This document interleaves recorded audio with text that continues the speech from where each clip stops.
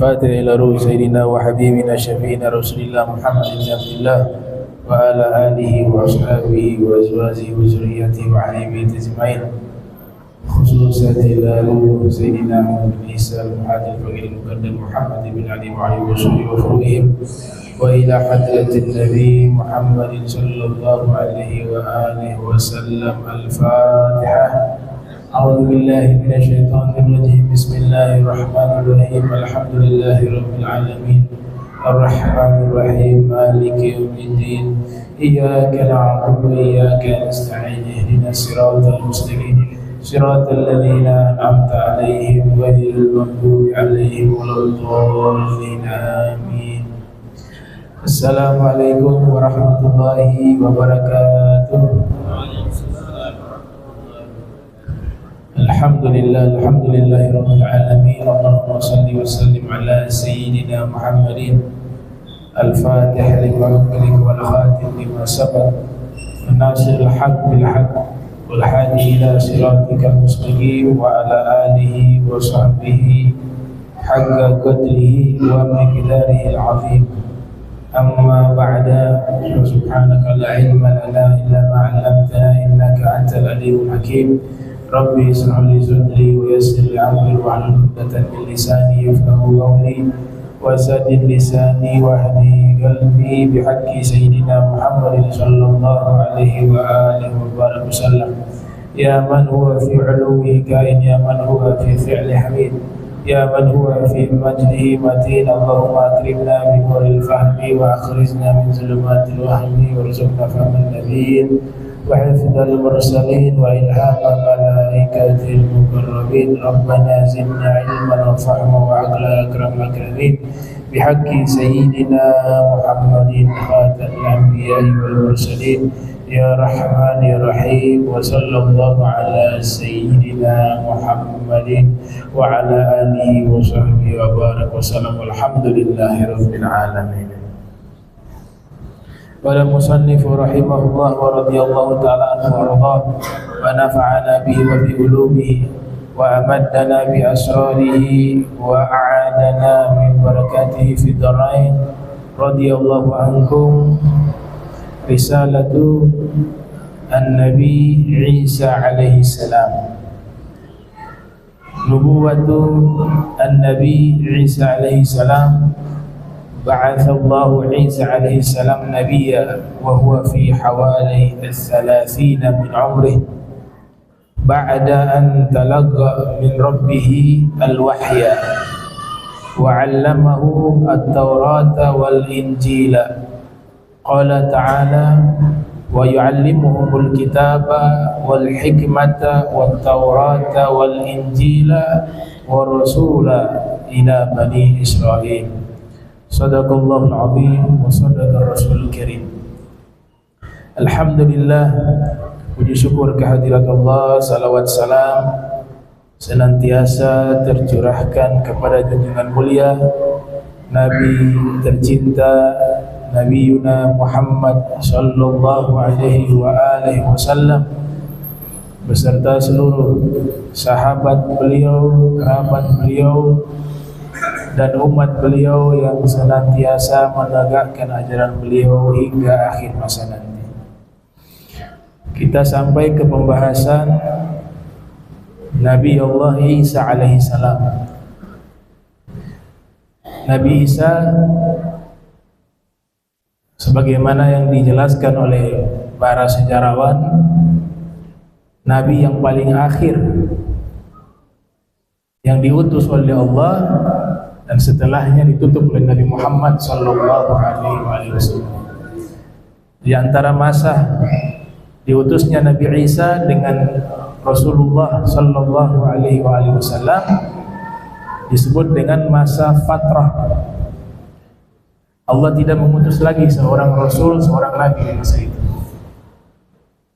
Masa kekosongan Rasul dan Nabi, antara masa Nabi Isa ke masanya Nabi Muhammad sallallahu alaihi wasallam. Nabi Isa adalah Nabi yang terlahir dari Bani Israel. Adapun tempat beliau dilahirkan masih terjadi silang pendapat di kalangan para sejarawan. Begitu juga di dalam kitab-kitab terdahulu. Ada yang berpendapat beliau dilahirkan di Yerusalem atau yang dekat dengan Yerusalem, Baitullah atau Bethlehem. Ada juga yang berpendapat lahir di Nazaret, dan ada juga yang berpendapat lahir di wilayah Jericho, yang semuanya itu masuk di wilayah Palestina. Ada 3 kata kunci di dalam Al-Quran di surat Maryam yang menunjukkan lokasi dilahirkannya Nabi Isa. Yang pertama disebut dengan makanan syarqiyah, tempat dilahirkan Nabi Isa di wilayah timur, di Baitul Maqdis, di wilayah timurnya, makanan syarqiyah. Kata kunci yang kedua Sariyah, dekat dengan sungai kecil. Sariyah itu tempat mengalirnya air atau sungai kecil. Dan kata kunci yang ketiga adalah An-Nakhlah atau Nakhlatun, pohon korma. Itu yang diisyaratkan lokasi dilahirkannya Nabi Isa. 3 kata kunci itu ada di dalam surat Maryam. Yang pertama, jika posisinya dari Baitul Maqdis ke arah timur. Yang kedua, tempat dilahirkan Nabi Isa itu dekat dengan sungai kecil. Dan yang ketiga, ada pohon korma di tempat tersebut. Itu lokasi yang Allah isyaratkan dilahirkannya Nabi Isa alaihissalam. Al-Imam Ibnu Katsir di dalam kitab Qasasul Anbiya yang lahir tahun 74 Hijriah atau 701 Hijriah, lahir 701 Hijriah, wafat 774 Hijriah. Beliau menyebutkan beberapa para ulama juga ada yang berpendapat lahirnya di Baitullah yang beberapa kilo dari Yerusalem. Pendapat ini kalau kita ambil pendapat ulama lain yang merujuk daripada kata kunci di dalam Al-Quran tadi, maka pendapat ini justru tertolak kalau kita merujuk ke dalam pembahasan atau isyarat di dalam Al-Quran yang sudah mengisyaratkan 3 kata kunci tadi. Kenapa tertolak? Ada beberapa alasan, di antaranya kalau Nabi Isa lahir di Bethlehem yang posisinya itu beberapa kilo dari Yerusalem, maka itu kalau di Baitul Maqdis posisinya bukan posisi timur tapi selatan. Sedangkan Al-Quran menyebutkan Nabi Isa itu lahir di posisi timur dari Baitul Maqdis. Kalau Yerusalem posisinya di selatan bukan di timur. Itu alasan pertama. Alasan kedua, bahwa di Yerusalem bukan tempat tumbuhnya pohon korma. Sedangkan di dalam Al-Quran diisyaratkan bahwa tempat lahirnya Nabi Isa itu, di tempat itu ada pohon korma. Pohon korma itu tidak ada di Yerusalem, bukan tempat tumbuhnya pohon korma. Allah Ta'ala berfirman, wa huzzi ilaiki bijiz'in nakhlati tusaqit alaiki rutaban janiyah. Lokasi dilahirkan Nabi Isa dengan isyarat diperintahkan Sayyidah Maryam menggoncangkan pohon korma. Itu isyarat.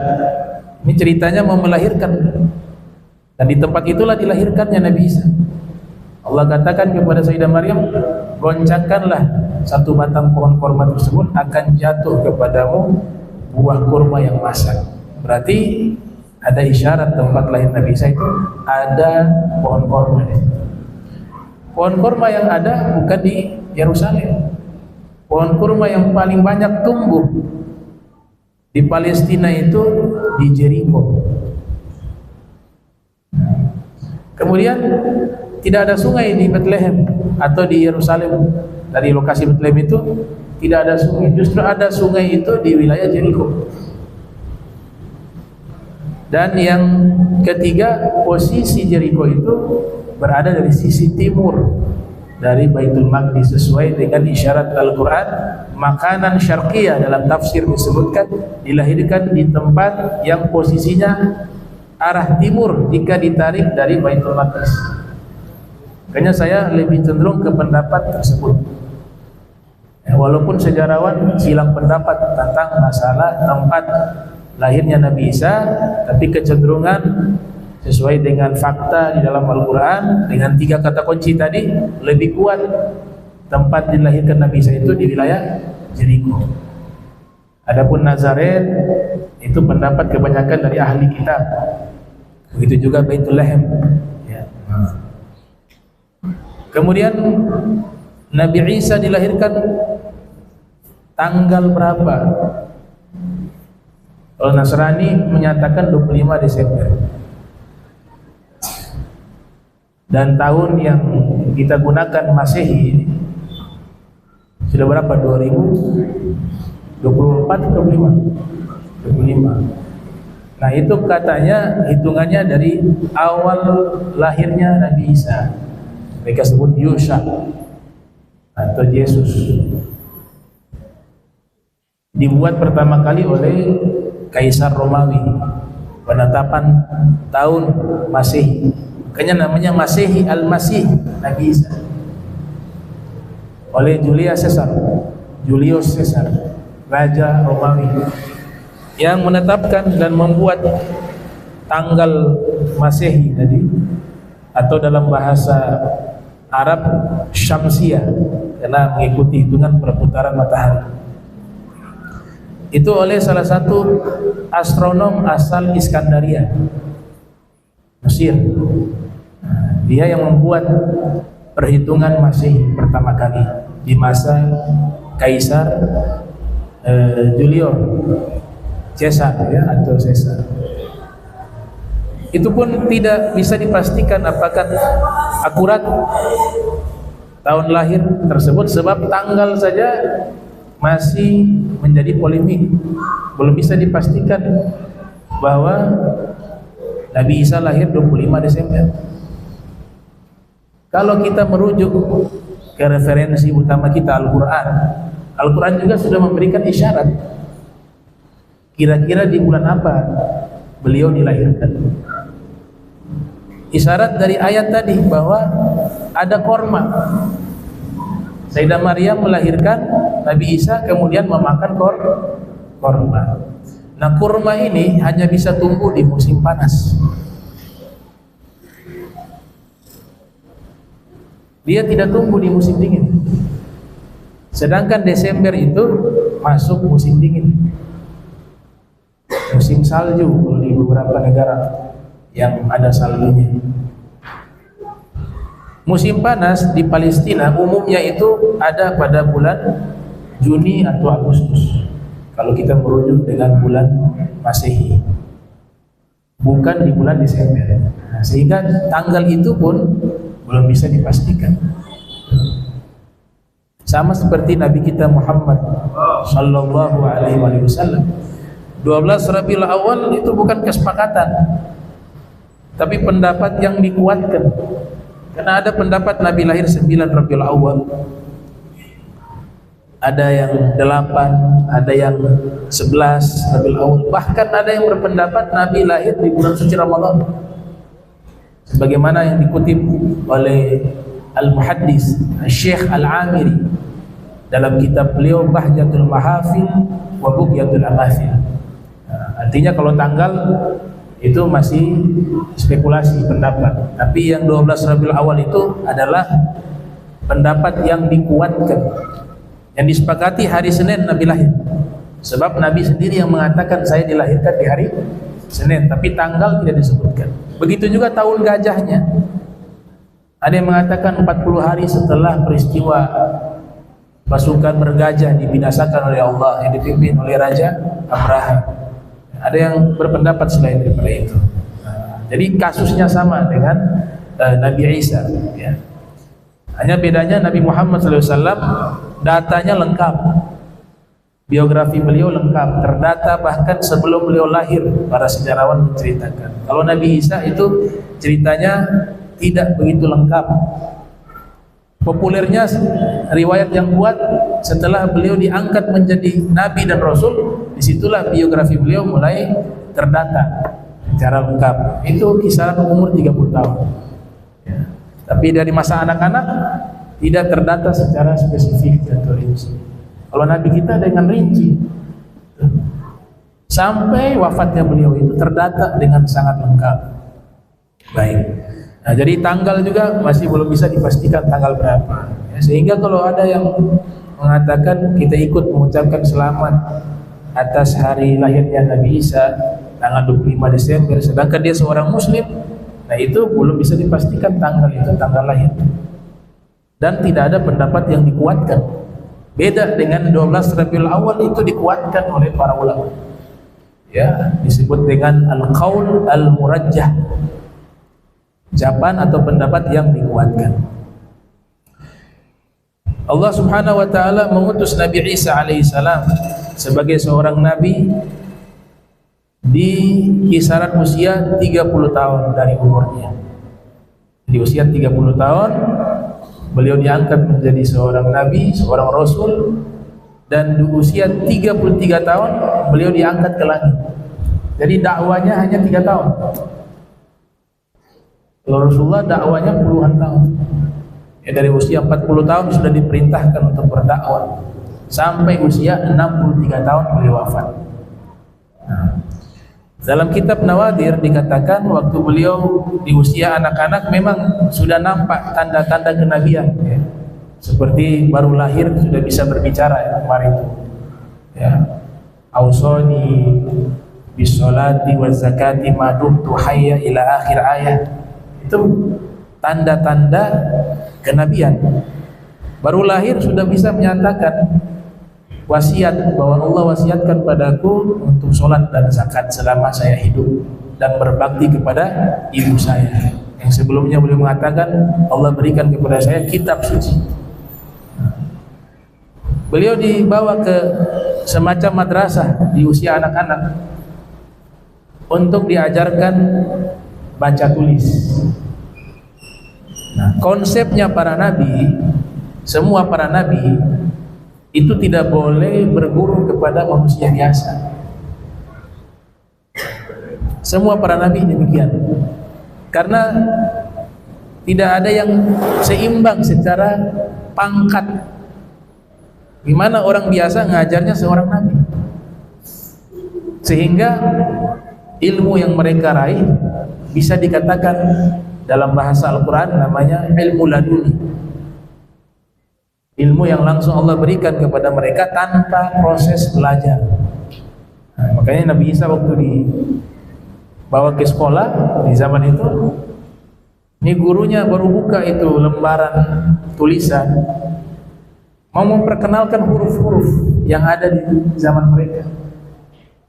Baru membuka itu belum sempat mengajar, Nabi sebenarnya sudah tahu semua. Kemudian kata sang guru, coba kamu sebutkan dan kamu terangkan. Diterangkan oleh Nabi Isa, bahkan ilmunya Nabi Isa lebih hebat dari gurunya itu. Gurunya mengatakan kalau begitu saya mau belajar sama kamu. Itu baru sekali pertemuan dengan guru. Pulang ke rumah, sampaikan kepada ibunda beliau, wanita solehah, Sayyidah Maryam. Kata Nabi Isa, wahai ibu, saya sudah selesai belajar dan saya sudah kuasai semuanya. Sekarang gurunya itu mau belajar sama saya. Nah, itu Nabi Isa alaihissalam. Jadi luar biasa, sudah dipilih oleh Allah Ta'ala menjadi manusia pilihan. Dan beliau mendapatkan wahyu di usia 30 tahun tadi. Allah ajarkan kepadanya kitab sebelumnya, kitab Taurat. Jadi kitab Taurat dikuasai oleh Nabi Isa, dihafal, dipahami. Begitu juga kitab Injil dan kitab-kitab sebelumnya. Kitab yang keempat itu yang wajib kita ketahui, tapi kitab-kitab lainnya ada, jumlahnya banyak. Ya, Syekh Nawawi Al-Bantani mengatakan kitab suci yang Allah turunkan kepada para anbiya ada beberapa aqwal, ada beberapa pendapat. Di antaranya ada yang menyatakan ada 114 kitab suci yang pernah Allah turunkan. Yang kita wajib menghafalnya itu 4 saja. Itu kitab Taurat, kitab Zabur, Injil, Al-Quran. Nabi Isa kuasai kitab Taurat, Nabi Isa menguasai kitab-kitab sebelumnya. Allah ajarkan langsung. Makanya di dalam ayat ini surat Ali Imran Allah Ta'ala berfirman, wa yu'allimuhu al-kitaba wal hikmata wat taurata wal injila. Dia Allah yang mengajarkan kepada Nabi Isa. Kata dia Allah berarti langsung Allah ajarkan. Gak butuh lagi kepada guru dari kalangan manusia biasa. Yang bisa mengajar kepada Nabi, para Nabi harus seorang Nabi juga. Sebagaimana kasus Nabi Ilyas dan Elyasa. Nah, Nabi Elyasa seorang Nabi yang sudah dipilih oleh Allah. Gurunya harus Nabi Ilyas. Nabi Yusa bin Nun seorang Nabi, belajarnya kepada Nabi Musa. Nabi Musa belajar kepada Nabi Khidir. Nah, kalau sesama manusia harus pangkatnya Nabi juga. Tapi kalau orang biasa gak boleh. Tapi secara hakikat yu'allimuhumullah, Allah yang mengajarkan kepada mereka. Yu'allimuhumullah. Dan dia Allah mengajarkan kepada Nabi Isa Alkitab, disebut Alkitab, kitab suci yang sebelumnya. Wal hikmah, hikmah bisa diartikan ilmu atau kebijaksanaan. Wat Taurah, kitab Taurat. Wal Injil, dan Injil. Injil ini yang nanti diturunkan kepada Nabi Isa alaihissalam. Wa rasulah, dan beliau sebagai seorang rasul, utusan Allah ila Bani Israel, kepada Bani Israel. Di ayat yang lain Allah Ta'ala berfirman, wa atainahu al-injil fihi hudan wa nurun musaddiqan lima baina yadayhi minat taurah wa hudan wa mau'izatan lil muttaqin, yang artinya kami telah memberikan kepada Nabi Isa kitab Injil, di dalamnya ada petunjuk dan cahaya, dan membenarkan apa-apa yang ada di hadapannya dari kitab Taurat, dan sebagai petunjuk dan nasihat bagi orang-orang yang bertakwa. Akhadha Isa alaihissalam yubashiru finnas bi risalatihi. Maka setelah beliau diangkat menjadi rasul, maka sudah wajib menyampaikan risalah tersebut. Ada beberapa definisi di kalangan para ulama. Ya, semua nabi belum tentu bisa dikatakan rasul, tapi semua rasul pasti mereka adalah nabi. Karena ada beberapa syarat. Yang namanya rasul, dia harus membawa syariat yang baru. Kalau masih menjalankan syariat nabi sebelumnya, hanya dikatakan sebagai nabi. Ada juga yang mendefinisikan yang namanya rasul wajib menyampaikan dakwah kepada kaumnya. Sedangkan nabi wajib juga berdakwah, tapi tidak secara keseluruhan. Orang-orang terdekat sudah cukup. Jadi banyak sekali definisi antara perbedaan rasul dan nabi. Kesimpulannya adalah semua rasul pasti nabi, tapi tidak semua nabi itu rasul. Nabi Isa seorang nabi dan rasul. Al-mansus fil Quran, berdasarkan nas di dalam Al-Quran, Allah Ta'ala berfirman, wa rasula ila Bani Israel. Beliau seorang rasul yang diutus kepada Bani Israel. Nabi Sebelum Nabi Isa itu masih ada banyak nabi, ada Nabi Joshua namanya, ada Nabi Samuel, Yezkiel, Jirjis yang nanti sezaman dengan Nabi Isa, namanya Nabi Jirjis, yang disiksa oleh rajanya dan dibunuh sebanyak 70 kali. Jadi dibunuh hidup lagi, dibunuh hidup lagi, sampai 70 kali dihidupkan oleh Allah Ta'ala, namanya Nabi Jirjis. Tapi riwayat yang sahihah, yang paling akhir sebelum Nabi Muhammad itu Nabi Isa. Mulai beliau berdakwah, mengabarkan kepada manusia dengan risalahnya, mengajak mereka untuk mengikutinya, wa yad'uhum ila ittiba'ih wa yas'a an yaruddal yahud an zaygihim. Dan kondisi orang-orang Yahudi di saat diutusnya Nabi Isa ini kondisinya dalam keadaan krisis keimanan, krisis akidah, krisis akhlak, dalam masa kerusakan. Biasanya para rasul diutus di saat kaumnya sudah rusak, krisis moral, krisis akhlak, krisis akidah, baru Allah utus Nabi Isa alaihissalam. Wa yasudduhum an dhalalihim wa yubayyinu lahum ma ikhtalafu fihi minal halal wal haram. Jadi mereka sudah mulai merubah hukum yang ada di kitab Taurat, yang tadinya haram jadi halal, yang halal jadi haram. Mereka rubah hukum-hukum yang ada di dalam kitab Taurat.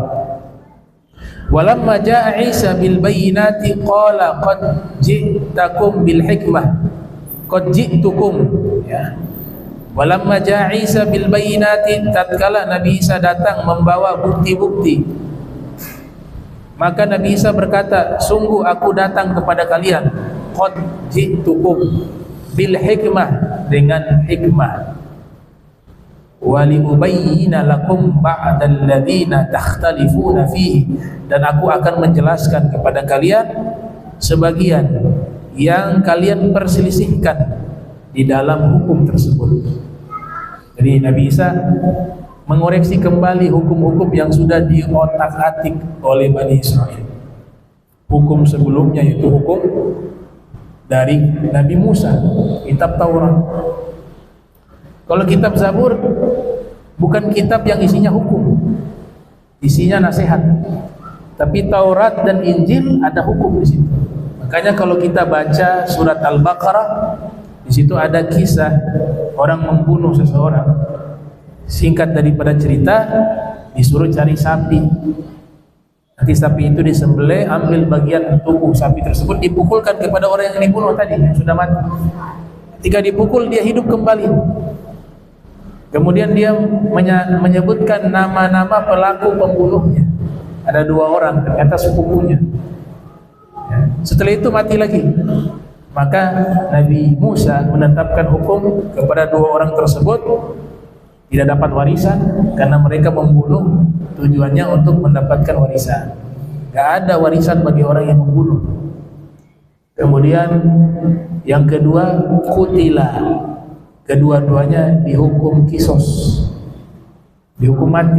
Nah, hukum ini kan berlaku juga di dalam hukum Islam. Kisos masuk kepada hukum syariat. Jadi kitab Taurat itu ada kandungan hukum syariat, begitu juga kitab Injil. Nabi Isa datang menjelaskan kepada kalian sebagian hukum yang kalian perselisihkan di dalamnya, maka bertakwalah kepada Allah dan taatilah aku, kata Nabi Isa. Sesungguhnya Allah huwa rabbi wa rabbukum. Selalu Nabi Isa ingatkan, Allah itu Tuhanku dan Tuhan kalian.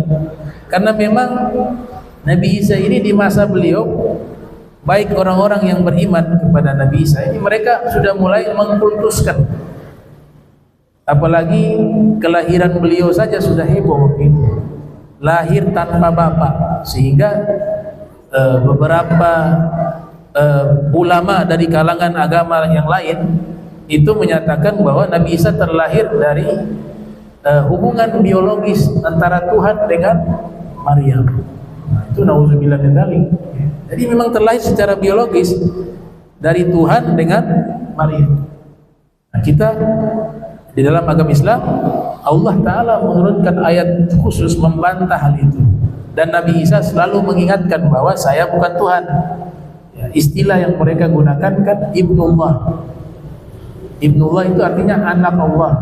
Sebenarnya istilah awal ini Ibnullah ini sama seperti Abdullah kalau di Islam. Abdullah itu kan hamba Allah. Tapi terminologi di zaman dulu disebut Ibnullah. Ini disalahpahami. Ya. Ibnullah dianggap anak Allah. Dan berbetulan juga lahir tanpa bapak. Oh, jangan-jangan bapak Ibnullah ini maksudnya bapaknya Tuhan, ibunya Maryam atau Maria kalau mereka sebut. Nah, dan itu hasya wa kalla, tidak mungkin seperti itu. Makanya di dalam Islam merubah istilah yang dahulu menyebut dengan sebutan anak Allah dirubah dengan Abdullah, hamba Allah. Karena disalahpahami dan sudah istilah ini sudah dirusak oleh oknum-oknum yang merubah itu, yang membuat penyimpangan. Nah, Nabi Isa alaihissalam mengatakan sesungguhnya dia Allah adalah Tuhanku dan Tuhan kalian, kata Nabi Isa. Fa'buduhu. Kalian, dia sudah tahu di hati beberapa orang ini sudah mulai menyatakan Nabi Isa Tuhan. Ini permainan syaitan membisikkan ke dalam hati. Makanya Nabi Isa tidak pernah henti-hentinya menyatakan saya hamba Allah. Saya hamba Allah, sembahlah kepada Allah. Saya manusia, saya seorang nabi. Nah, di ayat ini menyebutkan fa'buduhu hadza sirat mustaqim. Sembahlah kepada Allah, ini jalan yang lurus, jalan yang benar, kata Nabi Isa alaihissalam. Kemudian Nabi Isa tidak henti-hentinya juga selalu menyampaikan pesan kepada umatnya bahwa setelah beliau akan muncul Nabi penutup, Nabi yang paling terbaik, yaitu Nabi Muhammad sallallahu alaihi wasallam. Makanya di dalam kitab Injil yang masih asli itu sudah ada berita akan kemunculan Nabi Muhammad dengan beberapa gelar ya di dalam istilah kitab mereka. Ada yang namanya disebut dengan An-Nabi, disebut dengan Mesaya, ya. Ada yang disebut Faraklit. Itu semuanya merujuk kepada Nabi Muhammad SAW. Itu disebutkan berulang-ulang kali oleh Nabi Isa alaihissalam. Dan Nabi Isa selalu menyebut nama Nabi Muhammad dengan sebutan Ahmad. Ya, sebagaimana termuat di surat As-Saff ya. Wa iz qala Isa ibn Maryam ya bani Israil inni rasulullah ilaikum musaddiqan lima baina yaday minat Taurah wa mubasysyiran bir rasuli ya'ti min ba'di ismuhu Ahmad. Falamma ja'ahum bil bayyinati qalu hadza syihrun mubin. Nabi Isa mengatakan, wahai kaumku, wahai Bani Israel, sesungguhnya aku adalah utusan Allah untuk kalian, dan aku membenarkan apa-apa yang ada di hadapanku dari kitab Taurat, dan aku datang membawa kabar gembira, mubasysyirah, dengan seorang rasul yang akan datang setelahku, ismuhu Ahmad, namanya adalah Ahmad. Tatkala beliau datang, ternyata kaumnya mengingkari dan mereka mengatakan kalau mukjizat yang beliau tunjukkan, selalu mereka mengatakan qaulu hadza syihrun mubin, ini sihir yang nyata. Itu disampaikan berulang-ulang kali oleh Nabi Isa alaihissalam. Dan bukan hanya Nabi Isa, seluruh para nabi sebelumnya pasti akan menyampaikan tentang akan munculnya Nabi Muhammad sallallahu alaihi wasallam. Karena di alam arwah Allah baiat langsung kepada para nabi untuk beriman kepada Nabi Muhammad.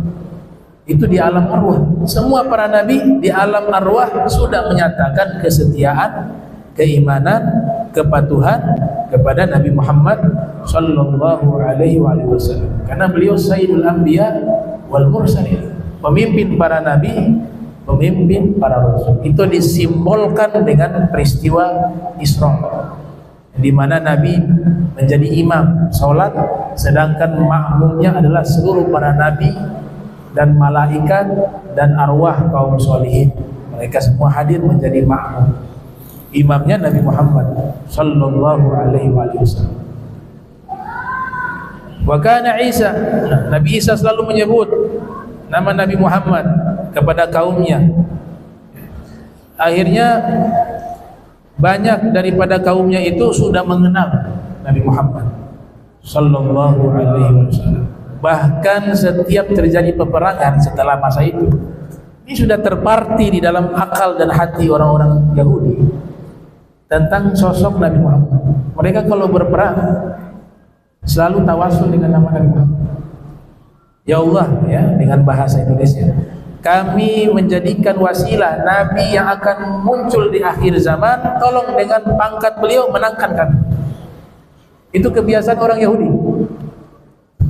Sampai-sampai sebelum Nabi hijrah ke kota Madinah, itu kalau orang-orang Yahudi, ada komunitas Yahudi di kota Madinah, ada Bani Quraidah, ada Bani Nadir, ada Bani Kainuqa.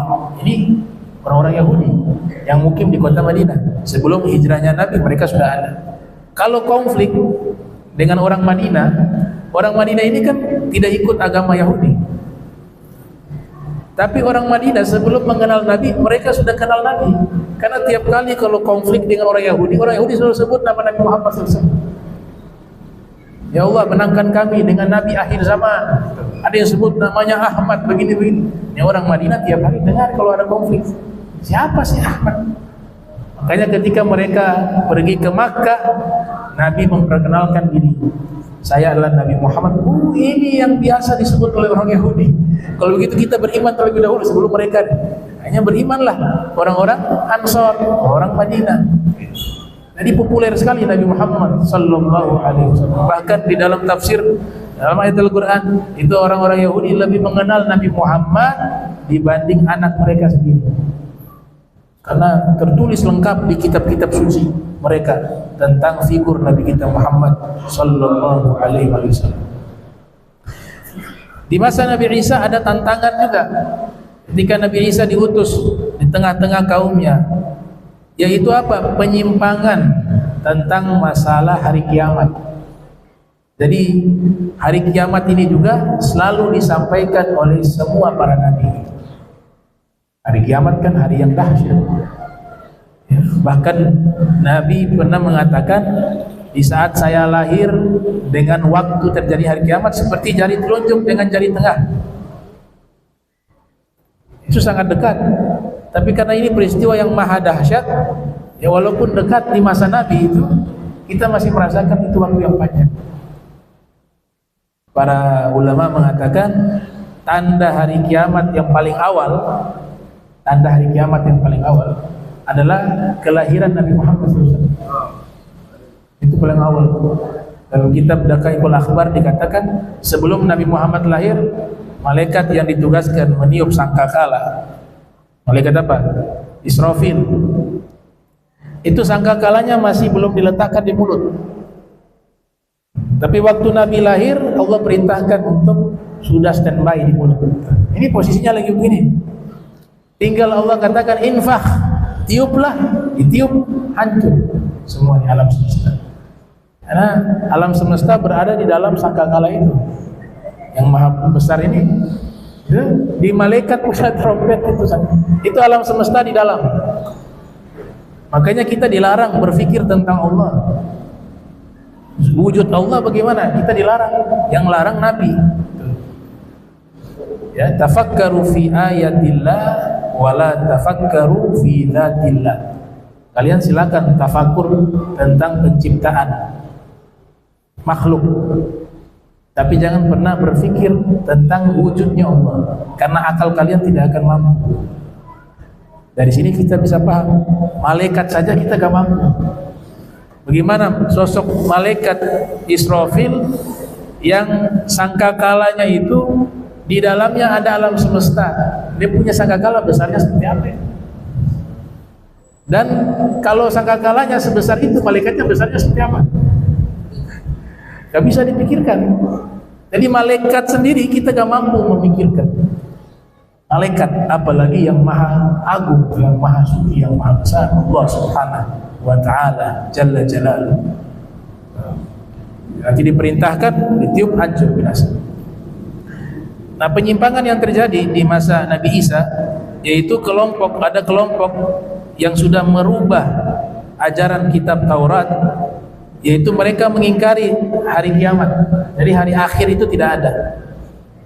Dan mereka juga tidak percaya adanya hisab dan juga hari balasan.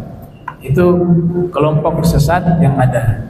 Dulu di masa awal-awal Islam, pemahaman ini juga muncul di dalam, ya, firqah-firqah ini muncul di dalam agama Islam, yang mereka mengingkari alam kubur, mereka mengingkari hari kiamat, sirat dan seterusnya. Itu ada di dalam firqah Islam di masa lampau, itu ada. Kalau sekarang wallahu a'lam, tapi dulu itu ada kelompok itu dan dinyatakan menyimpang, ya. Karena percaya kepada hari kiamat itu adalah masalah keimanan. Kita sebagai seorang mukmin harus yakin hal itu ada, karena masuk dalam rukun keimanan, ya, arkanul iman. Antu'mina billahi wa malaikatihi wa kutubihi wa rusulihi wa bil yaumil akhiri. Yang namanya rukun iman, kamu harus percaya dan beriman dengan hari akhir, yaitu hari kiamat. Namanya banyak dalam Al-Quran. Namanya ada Al-Haqqah, itu juga hari kiamat. Yaumuddin, hari kiamat. Al-Qari'ah, hari kiamat. At-Taghabun, hari kiamat. Banyak namanya. Kenapa namanya banyak? Karena hari itu hari yang begitu dahsyat, sesuatu yang sangat dahsyat, sehingga Allah menyebut dengan beberapa nama. Dan yang mengatakan hari kiamat adalah hari yang maha dahsyat bukan makhluk yang mengatakan, tapi Allah Ta'ala yang mengatakan hari itu hari yang besar. Ya, makanya dijadikan sebagai apa? Rukun iman. Yang gak percaya hari kiamat, keimanannya bisa rusak, bisa-bisa kufur, ya. Karena jelas rukun iman, dan juga di dalam Al-Quran banyak sekali ayat yang menceritakan adanya hari. Bahkan ada satu surat dengan jelas menyebut surat Al-Qiyamah, surat hari kiamat. Sampai-sampai Nabi Sallallahu Alaihi Wasallam mengatakan syayyabatni Hud wa akhwatuha. Saya kalau baca surat Hud dan surat-surat yang semisal surat Hud, kata Nabi, yaitu surat-surat yang ada informasi tentang hari kiamat, seakan-akan rambut saya menjadi putih. Itu para ulama mengatakan isyarat bahwa hari itu sangat mencekam, sehingga Nabi seakan-akan rambutnya berubah putih. Hakikatnya Nabi takut bukan karena diri beliau. Beliau takut keadaan umat di hari itu bagaimana, selamat tidak. Itu yang beliau pikirkan. Kalau beliau ini sudah dapat jaminan dari Allah Subhanahu wa taala. Jaminannya Nabi sendiri yang sebutkan di dalam hadis, saya akan sujud di hadapan Allah, kemudian Allah izinkan saya memberikan syafaat. Semua para nabi, umatnya datang minta tolong, mereka mengatakan kami gak bisa tolong. Kalian pergi kepada Nabi Fulan, Nabi Fulan, Nabi Fulan, Nabi Fulan, sampai akhirnya ke Nabi Isa. Kelompok manusia ini datang minta tolong kepada Nabi Isa. Ini minta tolongnya bab tawassul. Ya, ini hadis sahih. Hadis sahih. Riwayat Imam Muslim ada. Kemudian Nabi Isa mengatakan, kalian pergi ke Nabi Muhammad. Nabi Muhammad mengatakan, analah, saya yang bisa berikan syafaat. Itu. Jadi Nabi sudah tahu Nabi pangkatnya seperti apa. Tapi keimanan Nabi, rasa takut Nabi kepada umatnya itu yang membuat Nabi takut dan khawatir keadaan mereka di sana seperti apa, sehingga membuat Nabi seakan-akan rambut beruban. Rambut beruban itu adalah sebuah kinayah atau majas bahwa rasa takut yang berlebihan, sehingga rambut yang hitam menjadi putih karena masalah yang begitu besar. Dan itu ditulis dari satu kitab khusus tentang hadis tersebut. Kemudian yang berikut, Nabi Isa diberikan oleh Allah Ta'ala kelebihan juga. Banyak sekali mukjizat yang Allah berikan kepada Nabi Isa alaihissalam. Ya, mungkin bisa dikatakan mukjizat paling terbanyak itu Nabi Muhammad. Ya, Syekh Ibnu Taimiyah mengatakan azyad bin alfain. Mukjizatnya Nabi Muhammad itu lebih dari 2000 mukjizat. Dan mungkin setelah Nabi Muhammad, mukjizat yang paling terbanyak itu Nabi Isa. Nabi Isa punya mukjizat sangat banyak. Sebagaimana disimpulkan di sini, di antara mukjizat Nabi Isa, sona'a minatin. Beliau pernah membuat tanah liat itu, beliau bentuk menjadi seperti burung. Kemudian beliau tiupkan, hidup, dia terbang. Jadi makhluk, kata ulama, kelelawar. Dan kelelawar itu tercipta, ya Allah ciptakan tentunya, tapi asbab penciptaan kelelawar itu adalah dari Nabi Isa. Dalam kitab Hayatul Haywan Al-Kubra, beliau buat dua, satu jantan, satu betina, dua tanah liat, dua-duanya hidup. Makanya wujudnya mau bilang burung, bukan burung, tapi wujudnya apa? Kelelawar. Dari sinilah berkembang biak menjadi kelelawar yang ada di penjuru bumi ini. Itu dari mukjizatnya Nabi Isa alaihissalam. Dan itu terabadikan di dalam Al-Quran, ya, di mana Allah Ta'ala berfirman bahwa Nabi Isa membentuk, ya, membentuk itu tanah liat menjadi bisyakil toir, bentuk burung. Kemudian dilepaskan, beliau tiupkan, hidup, kemudian dia terbang jadi burung. Ini disebutkan di dalam Al-Quranul Karim, ya. Ini dikatakan, inni qad ji'tukum bi ayatin min rabbikum anni akhluqu lakum minat tin ka hay'atit thair fa anfakhu fihi fayakunu thaira bi idznillah. Kata Nabi Isa, saya datangkan pada kalian satu tanda mukjizat kebesaran pencipta kalian Allah. Sesungguhnya aku akhluk, subhanallah, pakai kata akhluk. Sesungguhnya aku menciptakan. Kata Nabi Isa, aku menciptakan. Tapi mafhumnya orang semua paham, bukan Nabi Isa menciptakan, tapi perantara Nabi Isa itulah tercipta ini makhluk. Makanya di bagian akhir, biiznillah. Ini semua izinnya Allah, ya. Aku ciptakan untuk kalian dari tanah liat berbentuk burung, maka aku tiupkan ruh di dalamnya. Nabi Isa itu hidup. Fayakunu thaira, fayakun thaira, maka jadilah dia terbang seperti burung. Biiznillah. Setiap mukjizat yang Nabi Isa tunjukkan kepada umatnya, selalu Nabi Isa tutup dengan kalimat biiznillah. Ini dengan izin Allah. Karena Nabi Isa tahu, ini mereka ini sudah mulai mengkultuskan saya menjadi Tuhan. Jadi dipertegas dengan kalimat biiznillah. Beda dengan nabi-nabi sebelumnya. Nabi-nabi sebelumnya itu mereka ketika Allah ceritakan mukjizat mereka, Nabi Ibrahim enggak ada biiznillah. Saya buat mukjizat ini, enggak ada lafaz biiznillah. Karena umatnya ini sudah paham, akidahnya sudah kuat. Begitu juga Nabi kita Muhammad sallallahu alaihi wasallam. Nabi Muhammad tunjukkan mukjizat udah enggak pakai lagi biiznillah. Karena Nabi Muhammad tahu umatnya ini akidahnya sudah terjaga. Ya, sudah dikasih garansi oleh Allah Ta'ala, mereka tidak akan menganggap Nabi Muhammad sebagai Tuhan. Itu jaminan. Berbeda dengan Nabi Isa yang ketika menunjukkan mukjizat selalu menegaskan dengan kalimat biiznillah. Antum bisa lihat di Al-Quran gimana uslubnya luar biasa, ya.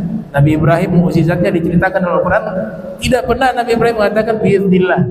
Tapi ketika Nabi Isa, selalu mukjizat yang ditunjukkan selalu ditutup dengan biiznillah, dengan izin Allah Subhanahu wa taala. Kemudian mukjizat lainnya disebutkan di sini, yaitu wa ubriu al-akmah. Saya bisa menyembuhkan orang yang buta. Jadi orang dari lahir buta disentuh sembuh saat itu. Itu mukjizatnya Nabi Isa alaihissalam. Wal akmah wa abros. Orang yang buta, orang yang bisu, tuli, yang kena penyakit lepra, kusta, hanya dengan mukjizat Nabi Isa, dengan sentuhannya semuanya sembuh.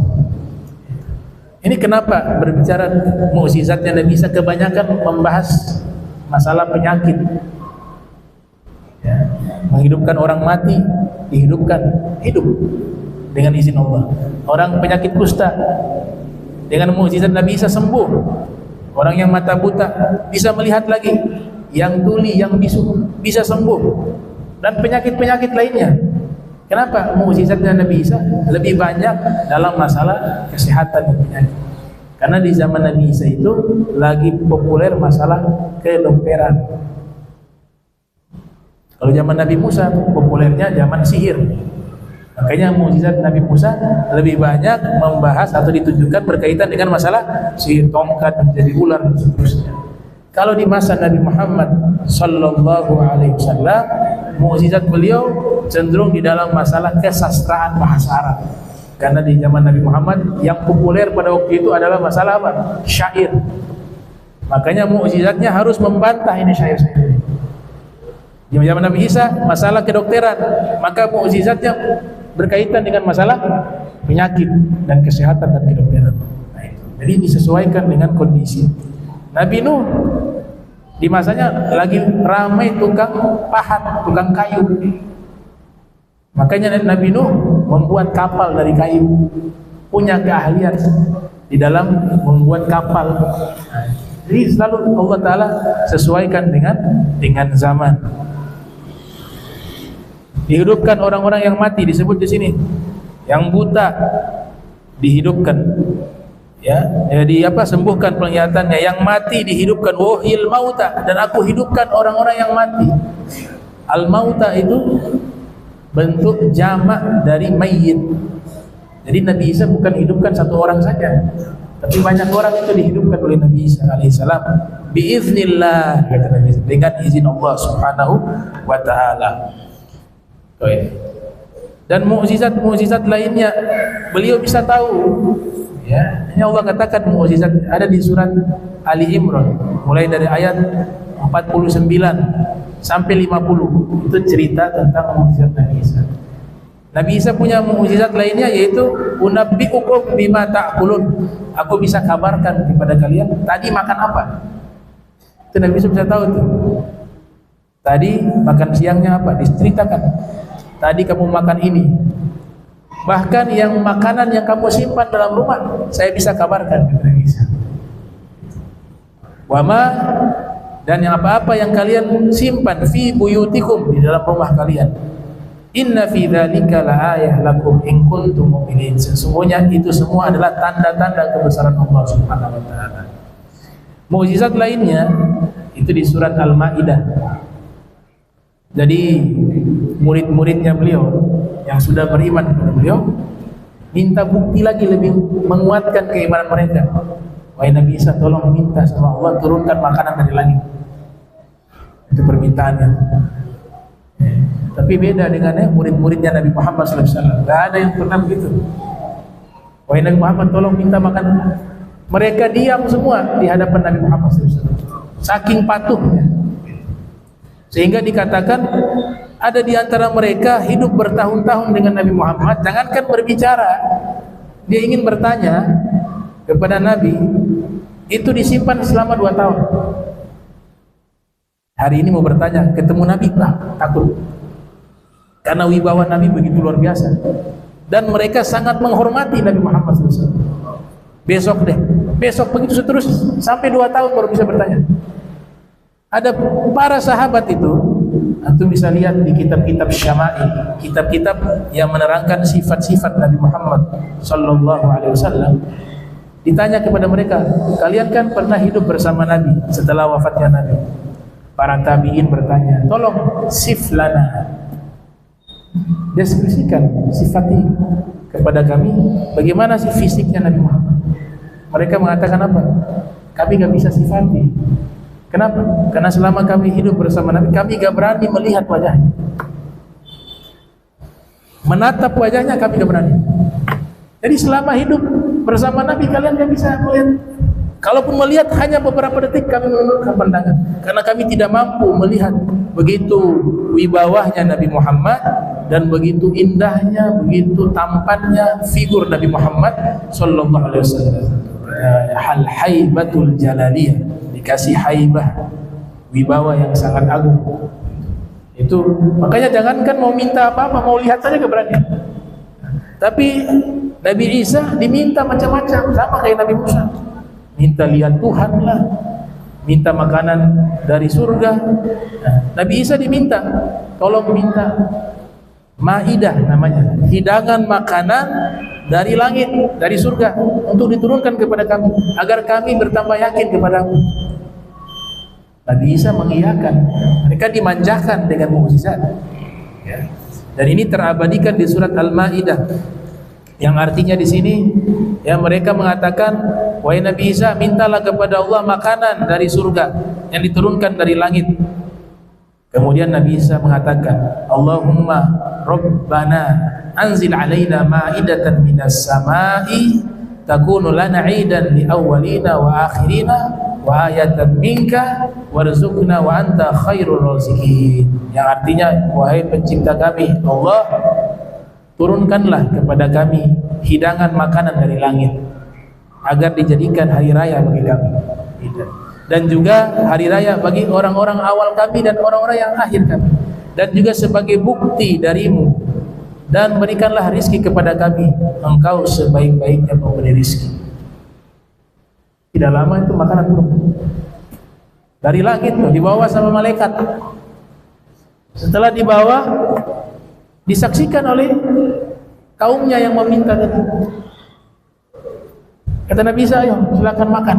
Itu ada ikan, ada roti, ya, ada beberapa sayur-mayur, ada beberapa buah di situ. Itu diceritakan di kitab Durratun Nasihin. Setelah mereka makan, mereka mengatakan ini makanan luar biasa lezatnya.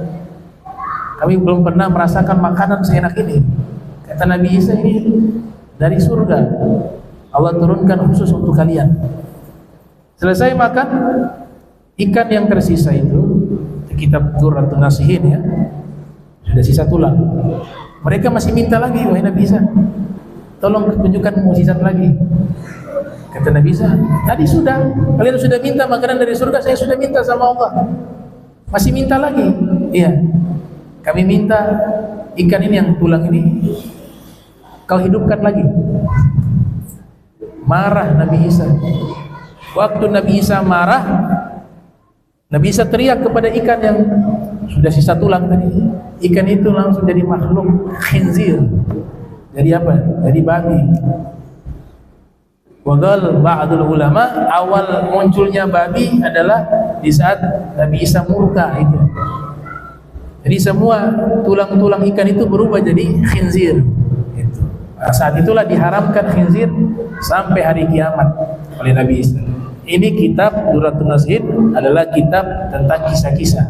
Adapun riwayatnya masih diperselisihkan oleh para ulama keabsahannya, ya. Tapi kisah itu ada. Nah, ini beberapa ringkasan kisah Nabi Isa. Insyaallah pertemuan berikut kita lanjutkan lagi kisah dari Nabi Isa alaihissalam. Allahumma jam'ana hadza jam'an marhuma wa tafarraqna bi tafarruqan ma'suma wa la tajal minna wa la minna shay'an mahruma. Subhanaka bihamdika asyhadu an la ilaha illa anta astaghfiruka wa atubu ilaik. Wa sallallahu alaihi wasallam Muhammadin wa ala alihi wa sahbihi wa sallam. Wa lafu minkum wassalamu alaikum warahmatullahi wabarakatuh.